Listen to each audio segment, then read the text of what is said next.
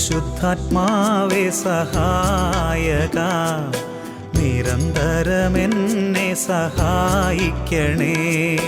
പരിശുദ്ധാത്മാവേ സഹായക, നിരന്തരമെന്നെ സഹായിക്കണേ.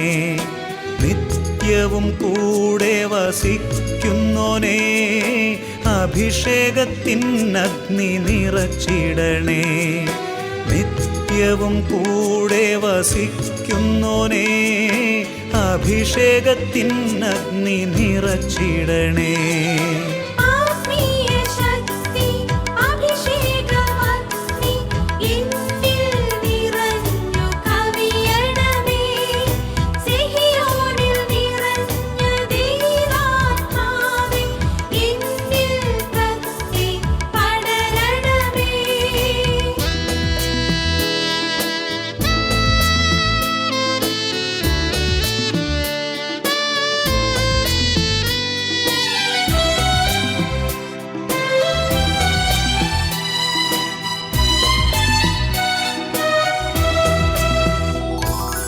എന്നുള്ളിൽ നിറയുന്ന ദൈവിക ശക്തി ലൗകിക ശക്തിയെ തകർത്തിടുന്നു. എന്നുള്ളിൽ നിറയുന്ന ദൈവിക ശക്തി ലൗകിക ശക്തിയെ തകർത്തിടുന്നു. പാപനീതി ന്യായ ബോധ്യങ്ങൾ ഹൃത്തിൽ നിറച്ചെന്നെ അഭിഷേചിക്കൂ. പാപനീതി ന്യായ ബോധ്യങ്ങൾ ഹൃത്തിൽ നിറച്ചെന്നെ അഭിഷേചിക്കൂ.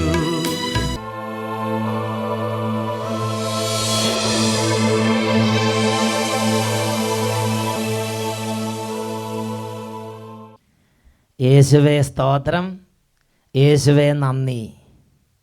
അഭിഷേകാഗ്നിയുടെ എല്ലാ പ്രേക്ഷകർക്കും യേശു ക്രിസ്തുവിൻ്റെ ധന്യനാമത്തിൽ കൃപയും സമാധാനവും.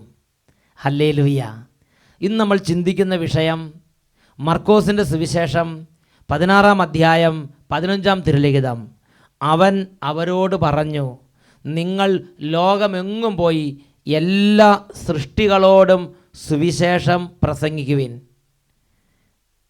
ഇന്ന് ഈ വചനങ്ങൾ കേട്ടുകൊണ്ടിരിക്കുമ്പോൾ തന്നെ ഈ വചനം അന്വർത്ഥമാവുകയാണ്. പ്രിയപ്പെട്ട സഹോദരങ്ങളെ, കഴിഞ്ഞ നാളുകളിൽ കർത്താവായ യേശുക്രിസ്തുവിൻ്റെ നാമത്തിൽ ഒരുമിച്ചുകൂടി പ്രാർത്ഥിച്ച അനേകം കുടുംബങ്ങളിൽ ദൈവവചനപ്രകാരം വാഗ്ദത്തം ചെയ്യപ്പെട്ടിട്ടുള്ളതുപോലെ വലിയ അത്ഭുതങ്ങളും അടയാളങ്ങളും പരിശുദ്ധാത്മ അഭിഷേകങ്ങളും ദൈവം ചൊരിഞ്ഞു നൽകിയിട്ടുണ്ട്. ഒരു വ്യക്തിയുടെ അനുഭവം നിങ്ങളുടെ ശ്രദ്ധയിലേക്ക് കൊണ്ടുവരാം. എൻ്റെ പേര് മോളി. ഞങ്ങൾ ആലപ്പുഴയിൽ താമസിക്കുന്നു. ഞങ്ങൾ അഭിഷേകാഗ്നിയുടെ സ്ഥിരം പ്രേക്ഷകരാണ്. ഞങ്ങളുടെ 4 വയസ്സുള്ള ഇളയ മകൾ എൽസ 1.5 വർഷത്തോളമായി മലബന്ധം എന്ന രോഗത്താൽ വളരെ വിഷമിക്കുകയായിരുന്നു. ആയുർവേദവും അലോപ്പതിയുമായി ധാരാളം മരുന്നുകൾ ചെയ്തിട്ടും ഫലമുണ്ടായില്ല. 6 മാസത്തോളം അലോപ്പതി മരുന്ന് കൊടുത്തുകൊണ്ടിരുന്നു. അവസാനം ഡോക്ടർ കുറിച്ച മരുന്ന് കിട്ടാതെ വന്നപ്പോൾ മാത്രമാണ് ചികിത്സ നിർത്തിയത്. പിന്നെ 3 മാസത്തോളം മരുന്നൊന്നും ഇല്ലാതെ കഴിഞ്ഞുകൂടി. 3-4 ദിവസങ്ങൾ കൂടുമ്പോൾ കുറേശ്ശെ അല്പമാത്രം വയറ്റിൽ നിന്ന് പോകും, പൂർണ്ണമായി പോവുകയില്ല. ഇത് കുഞ്ഞിന് വേദനയും അസ്വസ്ഥതയും കടുത്ത പ്രയാസങ്ങളുണ്ടാക്കി. അങ്ങനെ ഇരിക്കുമ്പോഴാണ് 2008 നവംബർ മാസത്തിലെ ഒരു ഞായറാഴ്ച അഭിഷേകാഗ്നി പ്രോഗ്രാമിൽ മലബന്ധം സുഖപ്പെട്ട ഒരു കൊച്ചു കുട്ടിയുടെ സാക്ഷ്യം അച്ഛൻ വായിച്ചു. ഞങ്ങൾ കുടുംബസമേതം അത് കേട്ടപ്പോൾ തീഷ്ണമായി കർത്താവിനോട് പ്രാർത്ഥിച്ചു. ആരാധന തുടങ്ങിയപ്പോൾ മോൾ പരിശുദ്ധ കുർബാനയിലേക്ക് നോക്കി എൻ്റെ യേശുവേ എന്ന് വിളിച്ച് കരഞ്ഞു. പ്രാർത്ഥന തീരുന്നതിന് മുമ്പ് തന്നെ കുട്ടി ടോയ്ലറ്റിലേക്ക് പോയി. ഈശോ അത്ഭുതകരമായി ഇടപെട്ട് കുട്ടിയെ സുഖപ്പെടുത്തി. പിന്നീട് ഇന്ന് വരെ കുട്ടിക്ക് മലബന്ധ സംബന്ധമായ രോഗപീഠ ഉണ്ടായിട്ടില്ല. ഈ കത്തെഴുതുമ്പോൾ ഇത് 5 മാസം തികയാൻ പോവുകയാണ്. ഞങ്ങളുടെ കുഞ്ഞ് സുഖമായിരിക്കുന്നു. യേശു ക്രിസ്തുവിന് കോടാനുകോടി നന്ദിയും സ്തുതിയും ഞങ്ങൾ അർപ്പിക്കുന്നു. മോളി സക്കറിയാസ്, പാറാംതോട്, ആലപ്പുഴ. ഹല്ലേലൂയ. ഇതുപോലെ വലിയ അത്ഭുതങ്ങൾ ഈ വചന ശുശ്രൂഷ നടക്കുമ്പോഴും നമ്മുടെ കുടുംബങ്ങളിൽ സംഭവിക്കും. കർത്താവ് മത്തായിയുടെ സുവിശേഷം 18-ാം അധ്യായം 19 മുതലുള്ള തിരുലിഖിതങ്ങളിലൂടെ വാഗ്ദാനം ചെയ്തു, ഭൂമിയിൽ 2 പേർ യോജിച്ച് ചോദിക്കുന്ന ഏതൊരു കാര്യവും എൻ്റെ സ്വർഗസ്ഥനായ പിതാവ് നിറവേറ്റി തരും. യോഹന്നാൻ 14:14, നിങ്ങൾ എൻ്റെ നാമത്തിൽ എന്നോട് എന്തെങ്കിലും ചോദിച്ചാൽ ഞാനത് ചെയ്തു തരും. കണ്ണുകൾ അടച്ച് 2 കരങ്ങളും തുറന്നു പിടിച്ച് ദൈവത്തിൻ്റെ ആത്മാവ്, വചനത്തിൻ്റെ ആത്മാവ്, ദൈവരാജ്യത്തിൻ്റെ ആത്മാവ്, സൗഖ്യത്തിന്റെ ആത്മാവ്, വിടുതലിന്റെ ആത്മാവ് ഇപ്പോൾ നമ്മുടെ മേൽ, നമ്മുടെ കുടുംബത്തിന്റെ മേൽ, സ്ഥാപനത്തിന്റെ മേൽ, വംശങ്ങളുടെ മേൽ, പാരമ്പര്യങ്ങളുടെ മേൽ കത്തിപ്പടരാൻ ആഗ്രഹിച്ച് ദാഹിച്ച് നമുക്ക് പ്രാർത്ഥിക്കാം. പരിശുദ്ധാത്മാവേ, ദൈവത്തിന്റെ ആത്മാവേ, ഞങ്ങൾ പ്രാർത്ഥിക്കുന്നു, വരണമേ, ഇപ്പോൾ വരണമേ പരിശുദ്ധാത്മാവേ. ആദ്യ നൂറ്റാണ്ടിൽ പെന്തക്കോസ്ത നാളിൽ അഭിഷേകമായി ചൊരിഞ്ഞവനെ പരിശുദ്ധാത്മാവേ, ആദ്യ നൂറ്റാണ്ടിൽ പെന്തക്കോസ്ത നാളിൽ ഓ പരിശുദ്ധാത്മാവേ ചൊരിഞ്ഞവനെ ഇപ്പോൾ വ്യാപരിക്കണമേ, വന്നു നിറയണമേ. ഹല്ലേലൂയ പാടുമിദാസരിൽ പ്രാർത്ഥിക്കുന്നു, നിറയണമേ, വന്നു നിറയണമേ. ഓ പരിശുദ്ധാത്മാവേ, പാടുമിദാസരിൽ എല്ലാ ദൈവമക്കളും കരങ്ങൾ ഉയർത്തി വലിയ ആഗ്രഹത്തോടെ സ്തുതിക്കട്ടെ. ഹല്ലേലൂയ, ഹല്ലേലൂയ, ഹല്ലേലൂയ.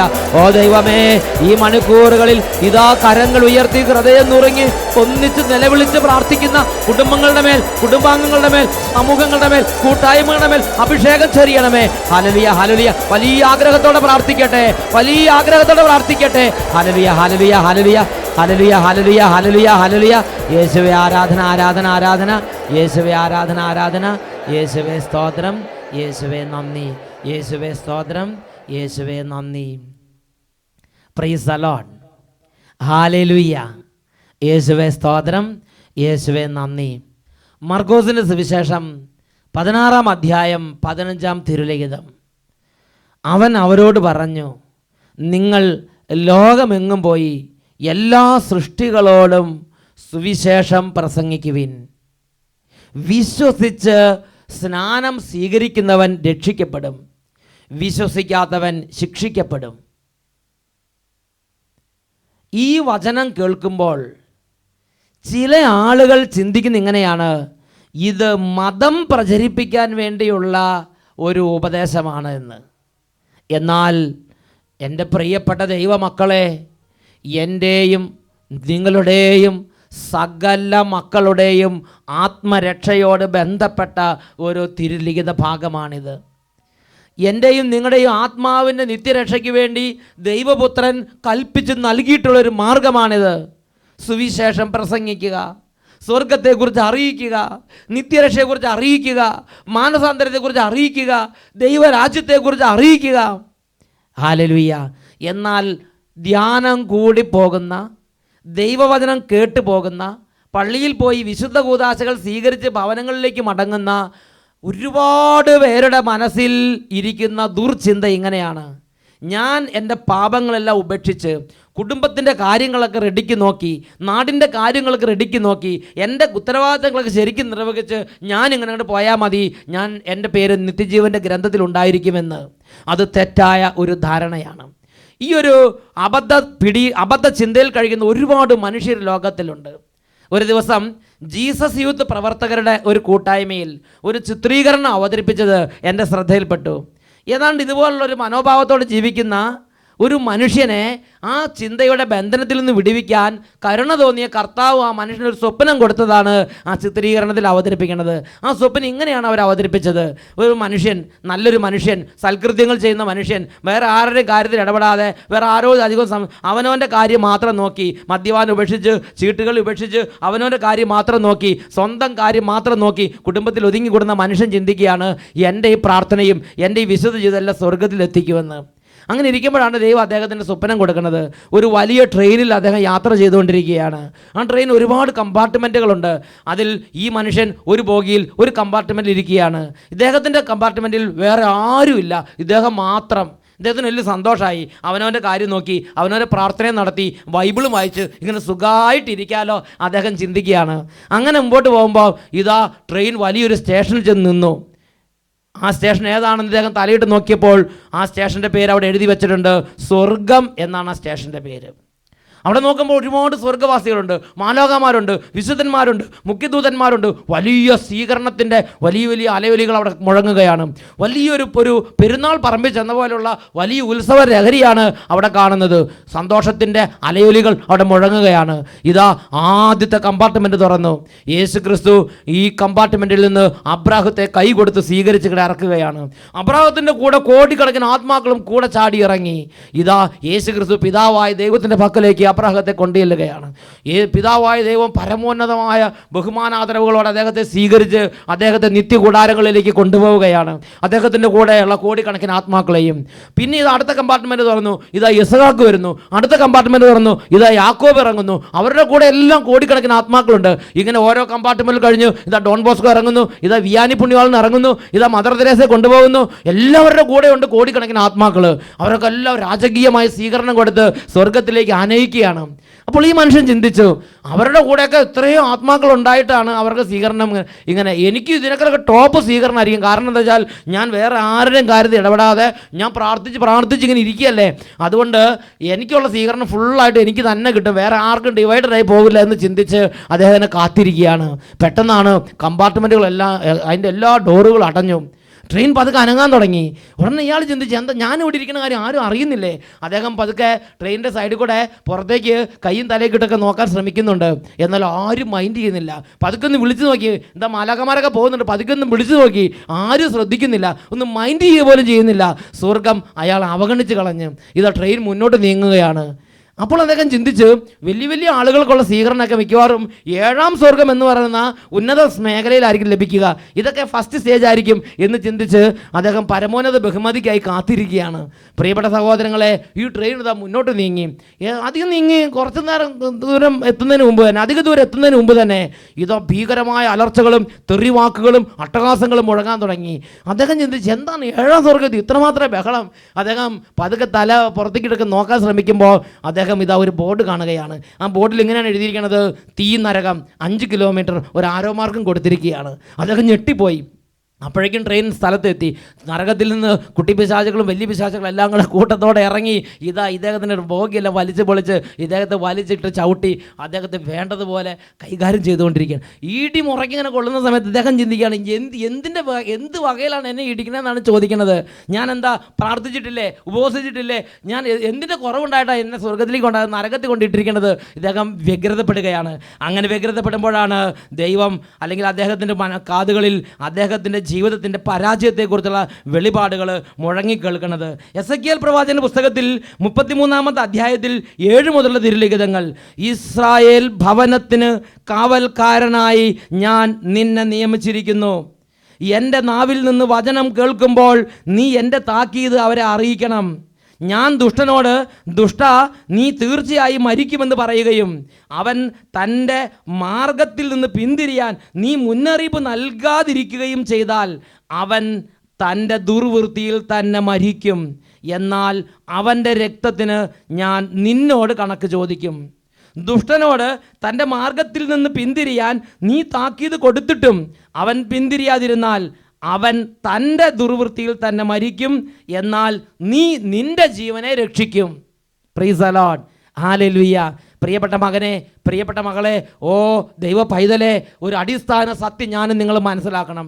ഞാനും നിങ്ങളും മറ്റുള്ളവരോട് സുവിശേഷം അറിയിക്കുമ്പോൾ, ദൈവരാജ്യത്തെക്കുറിച്ച് അറിയിക്കുമ്പോൾ, നിത്യജീവനെക്കുറിച്ച് അറിയിക്കുമ്പോൾ, മാനസാന്തരത്തെക്കുറിച്ച് സംസാരിക്കുമ്പോൾ എൻ്റെയും അവരുടെയും ആത്മാവിൻ്റെ നിത്യരക്ഷയ്ക്ക് വേണ്ടി യത്നിച്ചുകൊണ്ടിരിക്കുകയാണ്.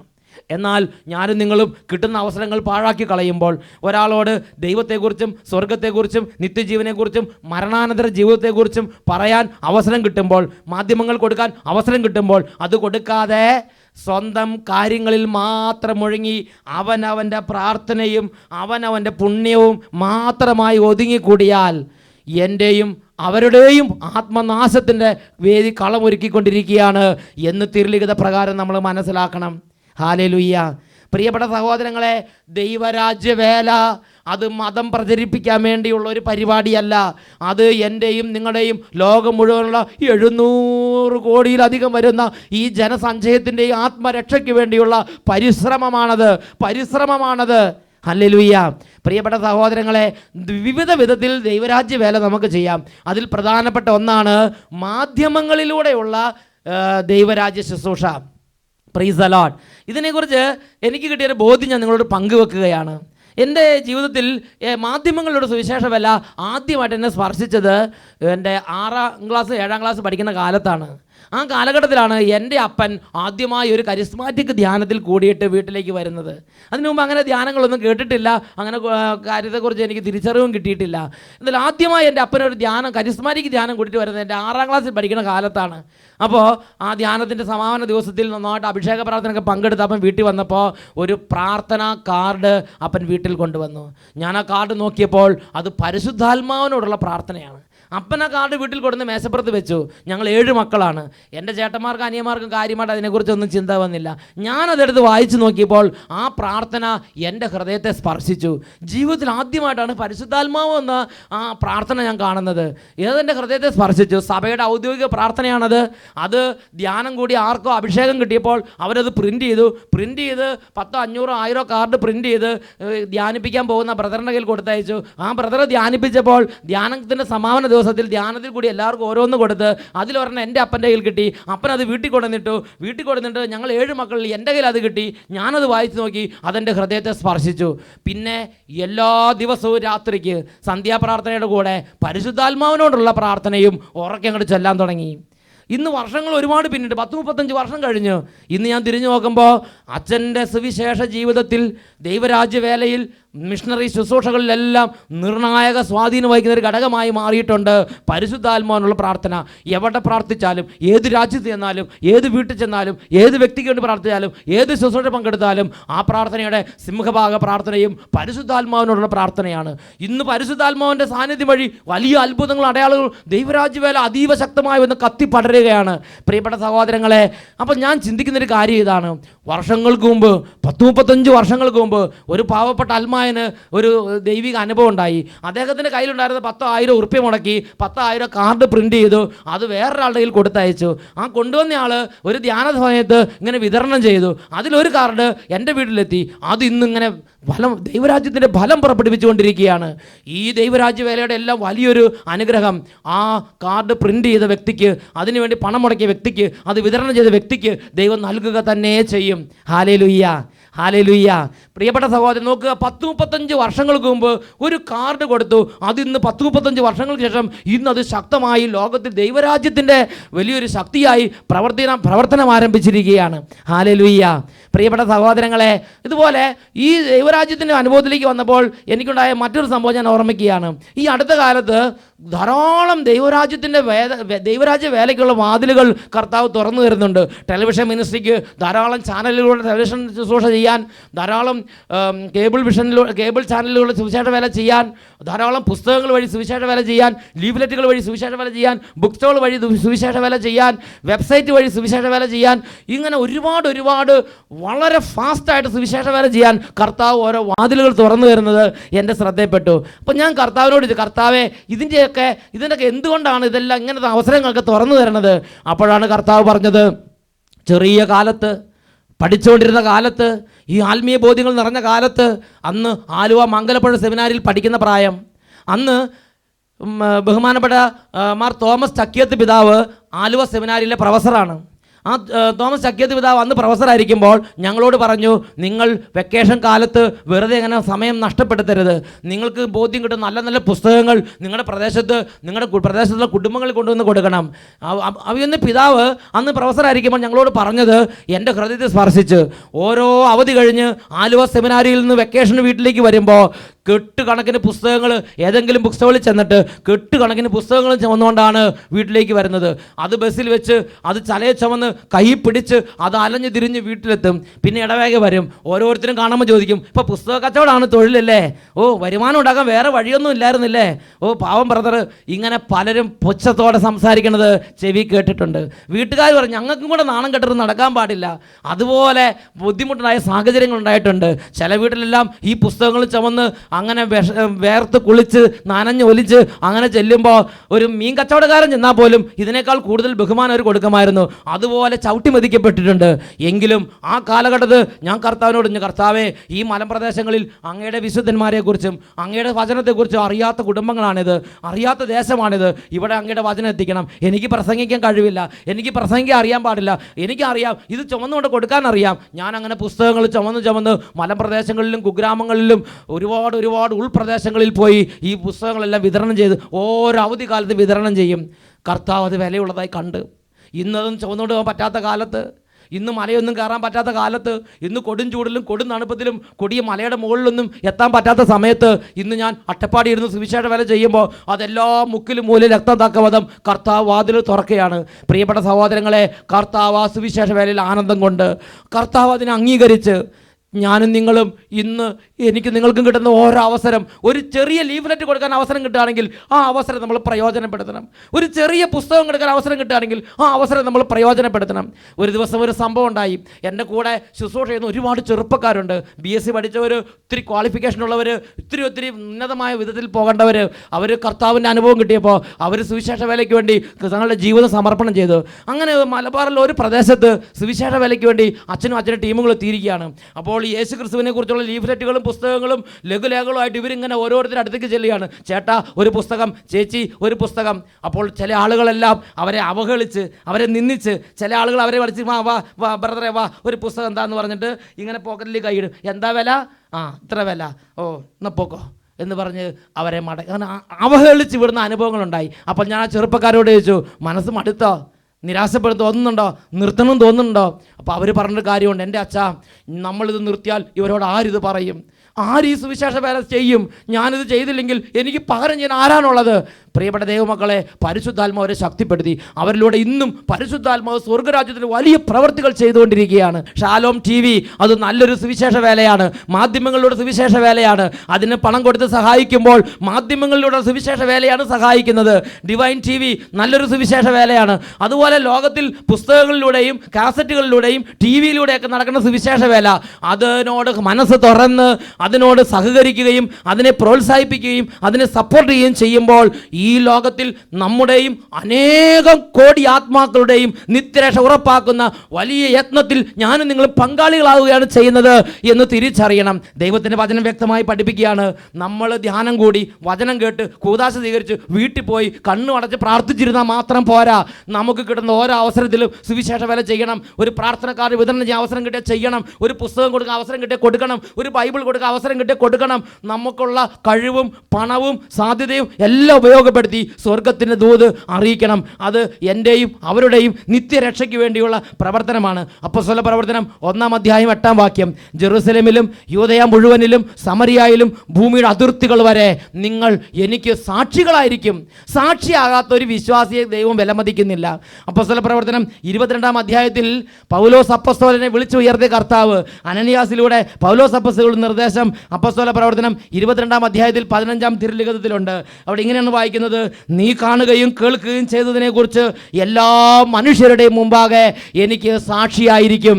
വീണ്ടും പൗലോസ്ലീഹ ഈ അനുഭവം നിറഞ്ഞപ്പോൾ പൗലോസ്ലീഹ തൻ്റെ ശിഷ്യനായ തിമോത്തിയോസിനോട് പറയുന്നത് 2 തിമോത്തിയോസ് 1-ാം അധ്യായം 8-ാം വാക്യത്തിലുണ്ട്, ദൈവത്തിൻ്റെ ശക്തിയിൽ ആശ്രയിച്ചുകൊണ്ട് അവൻ്റെ സുവിശേഷതപ്പെടുത്തുന്ന ക്ലേശങ്ങളിൽ നീയും പങ്കുവഹിക്കുക. പ്രിയപ്പെട്ട ദൈവമക്കളെ, നമുക്ക് കണ്ണുകൾ അടയ്ക്കാം, 2 കരങ്ങളും തുറന്നു പിടിക്കാം. വെളിപാടിൻ്റെ പുസ്തകം 22-ാം അധ്യായം 17-ാം തിരുലിഖിതം, ആത്മാവും മണവാട്ടിയും പറയുന്നു വരിക, കേൾക്കുന്നവൻ പറയട്ടെ വരിക, ദാഹിക്കുന്നവൻ വരട്ടെ, ആഗ്രഹമുള്ളവൻ ജീവന്റെ ജലം സൗജന്യമായി സ്വീകരിക്കട്ടെ. 2 കരങ്ങളും തുറന്ന് കർത്താവേ എന്നെയും അയക്കണമേ പ്രാർത്ഥിക്കുന്നു. ഹല്ലേലൂയ ഹല്ലേലൂയ ഹല്ലേലൂയ. നഷ്ടപ്പെട്ട ആത്മാക്കളിലേക്ക്, നിത്യരക്ഷയെക്കുറിച്ച് അറിയാത്ത ആത്മാക്കളിലേക്ക്, സ്വർഗത്തെക്കുറിച്ച് തിരിച്ചറിവില്ലാത്തവരിലേക്ക്, യേശുവിനെ കുറിച്ച് അറിയാത്തവരിലേക്ക്, മരണാനന്തര ജീവിതത്തെക്കുറിച്ച് ഒരു ബോധ്യമില്ലാത്തവരിലേക്ക് കർത്താവേ ഞങ്ങളെ അയക്കണമേ, ഞങ്ങളെ അയക്കണമേ. നിന്നെക്കുറിച്ച് കാണാത്തവർ, നിന്നെക്കുറിച്ച് കേൾക്കാത്തവർ, നിന്നെക്കുറിച്ച് അറിയാത്തവർ അറിയാൻ ഇതാ ഞങ്ങളെ അയക്കണമേ പ്രാർത്ഥിക്കുന്നു. നാമം ഒരിക്കലും കേൾക്കാത്ത നാട്ടിൽ നിന്നാമം ഞങ്ങൾ പ്രഘോഷിച്ചിടാം. കർത്താവേ നിന്നാമം ഒരിക്കലും യേശുവേ നാട്ടിൽ നിന്നാമം ഞങ്ങൾ പ്രഘോഷിച്ചിടാം. അഭിഷേകം ചെയ്യണമേ, സ്നേഹമിന്നോളം അറിയാത്ത ഹൃത്തിൽ സ്പർശിക്കണമേ. സ്നേഹമിന്നോളം അറിയാത്ത ജീസസ് ക്രൈസ്റ്റ് ദിവ്യ സ്നേഹം പകർന്നിടാം ഞങ്ങൾ, Glory to God. പകർന്നിടാം ഞങ്ങൾ. ദൈവത്തിന് മഹത്വം. അഭിഷേകം വ്യാപരിക്കട്ടെ. എല്ലാ കുടുംബങ്ങളും ഉണരട്ടെ. മരിക്കുന്നതിന് മുമ്പ് വേലയ്ക്ക് വേണ്ടി ഉണരട്ടെ. ഇതെല്ലാം നശിക്കുന്നതിന് മുമ്പ് വേലയ്ക്ക് വേണ്ടി ഉണരട്ടെ. അഭിഷേകം കത്തി പടരട്ടെ. പവർ പവർ അയച്ചിടേണേ ഞങ്ങളെ നിങ്ങള ഭൂമിയിലേക്ക് വിരവൊടു വേഗം അയച്ചിടേണേ, വിരവൊടു വേഗം അയച്ചിടേണേ, വിരവൊടു വേഗം അയച്ചിടേണേ, വിരവൊടു വേഗം കരങ്ങൾ ഉയർത്തി എല്ലാവരും സ്തുതിക്കുന്നു. ഹല്ലേലൂയ ഹല്ലേലൂയ ഹല്ലേലൂയ. ഓ കർത്താവേ, ബോധ്യങ്ങൾ കിട്ടിയവര്, ബോധ്യങ്ങൾ കിട്ടാത്തവർ, അറിവുള്ളവർ, അറിവില്ലാത്തവർ, ആരോഗ്യമുള്ളവർ, ആരോഗ്യമില്ലാത്തവർ, എല്ലാവരുടെ മേലും അങ്ങയുടെ അത്ഭുത ശക്തി ഇപ്പോൾ അതിശയമായി പ്രവഹിക്കട്ടെ. ഹല്ലേലൂയ ഹല്ലേലൂയ ഹല്ലേലൂയ ഹല്ലേലൂയ. യേശുവേ ആരാധന ആരാധന ആരാധന. യേശുവേ ആരാധന, യേശുവേ സ്തോത്രം, യേശുവേ നന്ദി. Praise the Lord.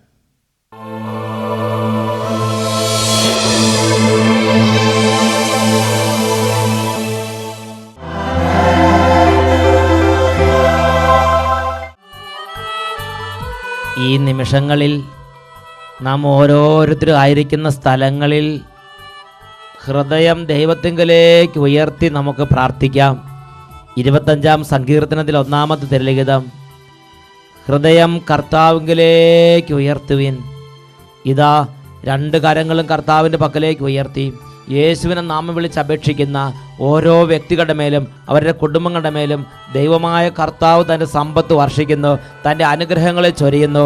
വിശ്വാസത്തോടെ കരങ്ങൾ ഉയർത്തി യേശുവിനെ നാമം വിളിച്ച് യേശുവിനെ ആരാധിക്കട്ടെ. ഹാലലുയ്യ ഹാലലുയ്യ. ഓ കർത്താവേ, ഈ നിമിഷങ്ങൾ അങ്ങയുടെ ശരീരത്തിൽ നിന്ന് അത്ഭുത ശക്തി വ്യാപരിച്ച് കുടുംബങ്ങളിൽ അത്ഭുതങ്ങൾ സംഭവിക്കട്ടെ. കടബാധിതകൾ യേശുവിൻ്റെ നാമത്തിൽ മാറിപ്പോകട്ടെ. ഓ കർത്താവേ, തീരാവ്യാധികളുടെ മേൽ അങ്ങയുടെ അത്ഭുത ശക്തി പ്രവഹിക്കട്ടെ. കർത്താവേ, ദുഷ്ടാത്മ പീഡകൾ അങ്ങയുടെ അത്ഭുത നാമത്തിൽ വിട്ടുമാറി പോകട്ടെ. അങ്ങയുടെ ജനം മുഴുവൻ അങ്ങയുടെ നാമത്തിൽ അത്ഭുതങ്ങളും അടയാളങ്ങളും കാണട്ടെ. യേശുവിൻ്റെ നാമത്തിൽ അനുഗ്രഹിക്കുന്നു. ഹാലലുയ്യ ഹാലലുയ്യ ഹാലലുയ്യ. യേശുവേ ആരാധന ആരാധന. യേശുവേ സ്തോത്രം.